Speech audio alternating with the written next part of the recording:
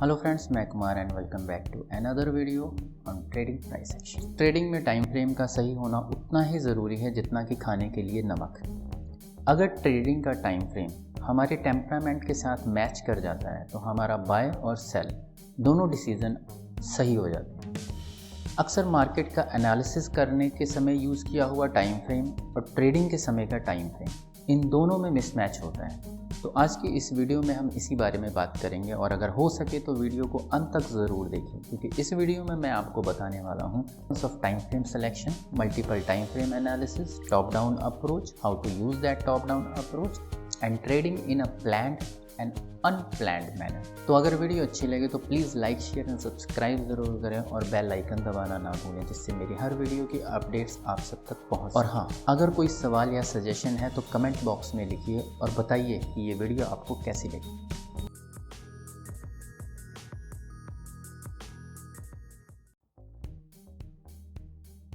दोस्तों, बेसिकली 3 तरह के ट्रेडर होते हैं: long term positional, swing trader और इंट्राडे। कुछ स्विंग ट्रेडर वो होते हैं जो पोजीशंस को 14 से 15 दिनों तक होल्ड करते हैं और कुछ एक हफ्ते तक या कुछ BTST या STBT लेते हैं। इंट्राडे ट्रेडर्स के लिए जो ट्रेडिंग विंडो होती है वो 6 आवर्स की होती है, 9:15 से लेकर 3:15 तक। 3:30 इसलिए नहीं कहा क्योंकि मैक्सिमम जो ब्रोकर्स होते हैं वो 3:20 तक पोजीशंस इंट्राडे की स्क्वायर ऑफ कर देते हैं। ट्रेडिंग के लिए जो टाइम फ्रेम है वो मंथली से लेकर 1 मिनट तक कुछ भी हो सकता है।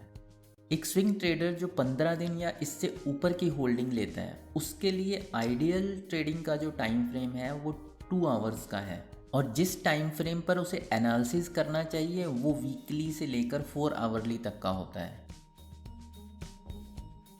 और जो ट्रेडर 1 वीक तक का ट्रेड लेते हैं उनके लिए जो टाइम फ्रेम है वो 30 मिनट का आइडियल और एनालिसिस के लिए डेली से लेकर आवरली तक का होता है। एक इंट्राडे ट्रेडर स्कैल्पर या डे ट्रेडर भी हो सकता है। स्कैल्पर वो ट्रेडर होता है जो बहुत थोड़े समय के लिए बल्क क्वांटिटी में ट्रेड लेता है, फ्रॉम सेकंड्स टू मिनट्स, और ट्रेड से एग्जिट कर जाता है। इधर वो मोमेंटम बेसिस पर ट्रेड लेगा, मतलब एक green candle with high volume दिखा, आपने बल्क क्वांटिटी में एंट्री ली और कुछ पॉइंट्स निकालने के बाद आप एग्जिट करेंगे, इसकी प्रोबेबिलिटी भी हाई है।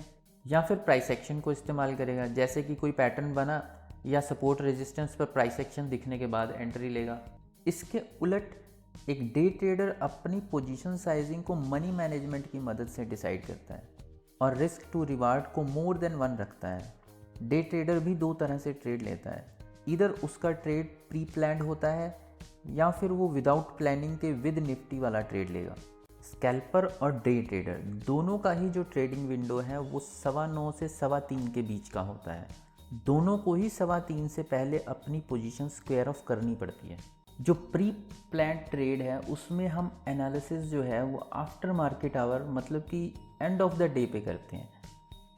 दूसरे में हम उस स्टॉक में ट्रेड लेते हैं जो in the direction of Nifty चल रहा हो, मतलब अगर निफ्टी अप ट्रेंड में है तो हमारा वो स्टॉक भी अप ट्रेंड में ही होना चाहिए। कभी भी प्री प्लान ट्रेड लेने से पहले हम मल्टी टाइम फ्रेम एनालिसिस ज़रूर करेंगे, जिससे मार्जिन ऑफ एरर कम हो जाएगा। इसके एनालिसिस के लिए हम टॉप डाउन अप्रोच यूज़ करेंगे। गोल्डन रूल ये है कि हम हायर टाइम फ्रेम को ट्रेंड की डायरेक्शन का पता लगाने के लिए यूज़ करेंगे और कभी भी इसके उलट का ट्रेड हम नहीं लेंगे, जबकि लोअर टाइम फ्रेम को हम एंट्रीज और एग्जिट करने के लिए यूज़ करेंगे। सबसे ज़्यादा जो इंट्राडे में टाइम फ्रेम यूज़ होता है वो है 30 मिनट, 15 मिनट, 5 मिनट और 3 मिनट। ज़्यादातर जो ओपनिंग रेंज ब्रेकआउट वाले ट्रेडर हैं वो 15 मिनट को यूज़ करते हैं, जबकि ट्रेंड ट्रेडर के लिए 5 मिनट या 3 मिनट आइडियल टाइम फ्रेम है, क्योंकि इस पे आपको ट्रेड ज़्यादा मिलेगा। टॉप डाउन अप्रोच में हम 1 आवर टाइम फ्रेम को हमेशा ही अपने स्टॉक में डिमांड सप्लाई जोन्स को प्लॉट करने के लिए इस्तेमाल करते हैं। अब हमारे जोन्स प्लॉट हो गए, तो जोन्स प्लॉट करने के बाद हम लोअर टाइम फ्रेम पर जाकर प्राइस एक्शन टेक्निक्स की मदद से एंट्री लेने की कोशिश करेंगे। प्राइस एक्शन टेक्निक्स में Fibonacci, gaps, trend, reversal, ranges, trend lines, breakout या ब्रेकडाउन कुछ भी हो सकता है। इन सब टॉपिक्स पर पहले से ही मेरी कुछ वीडियोस अवेलेबल हैं जो रियली वर्क करती हैं। लिंक डिस्क्रिप्शन बॉक्स में डाल दूंगा, आप वहां से वीडियो देख सकते हैं।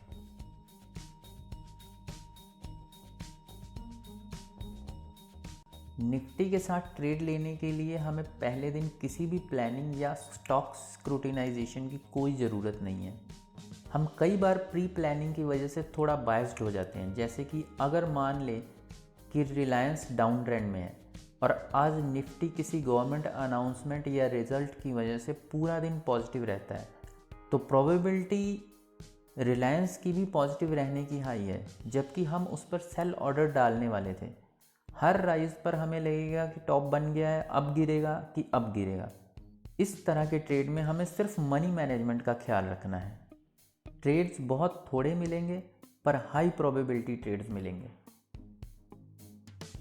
सुबह 9:15 बजे मार्केट खुलेगा, हम 15 मिनट इंतज़ार करेंगे ताकि मार्केट सेंटीमेंट्स, रिजल्ट अनाउंसमेंट या गवर्नमेंट डिसीजन की वजह से जो भी उछाल या गिरावट आई है, मार्केट उसको अब्जॉर्व कर सके। उसके बाद हम निफ्टी में डिमांड सप्लाई जोन्स को प्लॉट करेंगे 1 आवर के टाइम फ्रेम पर। निफ्टी की डायरेक्शन को कंफर्म करने का एक तरीका ये है कि अगर निफ्टी 0.15% ऊपर या नीचे खुलता है तो प्रोबेबिलिटी इस बात की ज़्यादा है कि सारे दिन उसी डायरेक्शन में रहेगा। और दूसरा तरीका ये है कि आप जोन्स के पास बन रहे प्राइस एक्शन को देखें, इससे आपको पता लग जाएगा कि अब कंटिन्यूएशन रहेगा, ट्रेंड में है या रिवर्सल आएगा, निफ्टी या अप ट्रेंड में होगा या डाउन ट्रेंड में।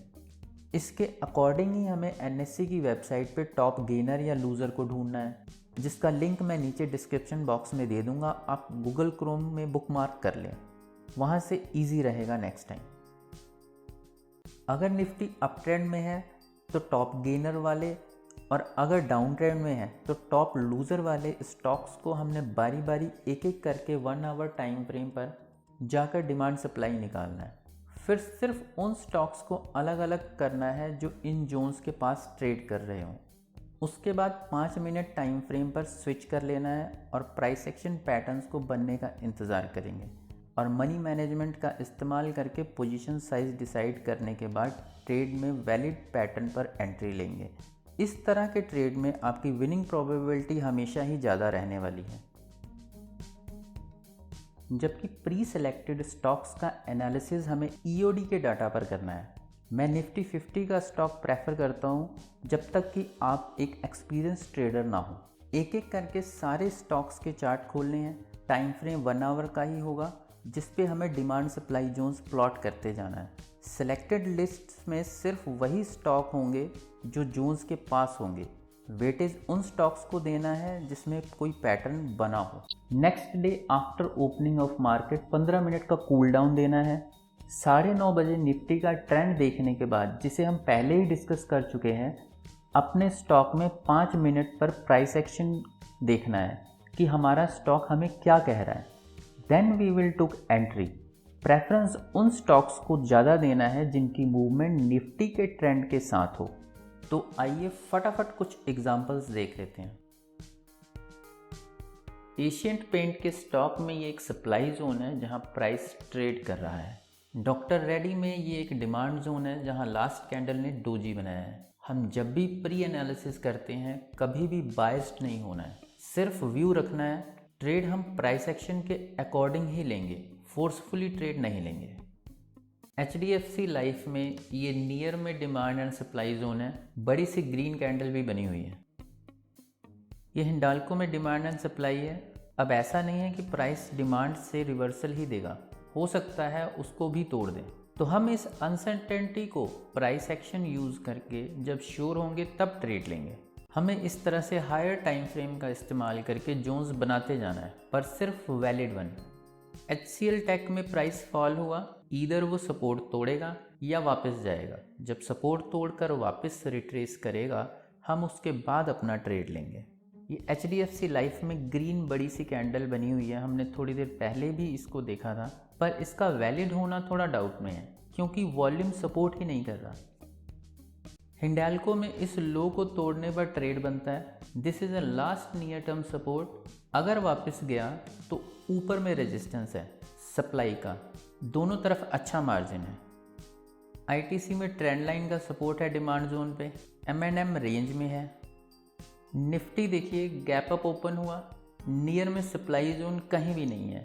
कैसे छोटे टाइम फ्रेम पर प्राइस एक्शन बनाकर सारा दिन ऊपर की ओर ही रहा है। एंट्री एग्जिट्स को पहले ही हमने ट्रेडिंग ट्रेंड्स और कैंडलस्टिक्स वाली वीडियो में डिस्कस किया हुआ है।